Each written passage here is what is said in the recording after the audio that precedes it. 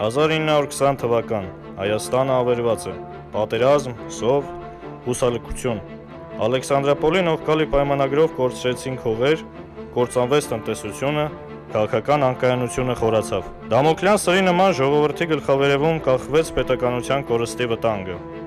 Անցել է ավելի քան 100 տարի, բայց պատմությունը կրկին մեզ նույն մարտահրավերն է նետում։ Պատերազմ, տարածքային կորուստներ, անվստահություն վաղվա օրվա մեջ։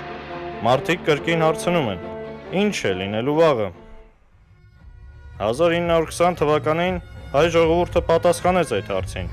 եւ երկրի ճակատագիրը վստահեց կոմունիստական կուսակցությանը։ Սկսվել էր նոր դարաշրջան։ Մի քանի տասնյակների ընթացքում կառուցվեց նոր Հայաստան։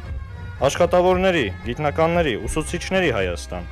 արդար աշխատանքի եւ սոցիալական հավասարության Հայաստան։ Խորհրդային կառավարման 70 տարիների ընթացքում Հայաստանը ավերված երկրից վերածվեց զարգացած արդյունաբերական հանրապետության։ Կառուցվեցին քաղաքներ եւ գործարաններ, էլեկտրակայաններ եւ համալսարաններ, գիտահետազոտական ինստիտուտներ եւ դպրոցներ։ Երեխաները կրթություն ստացան, տարեցները արժանապատիվ ծերություն։ Ժողովուրդը վստահություն ձեռք բերեց ապագայի նկատմամբ։ Այսօր մենք նորից կանգնած ենք ընտրության առաջ։ Որ ուղին կընտրի հայ ժողովուրդը։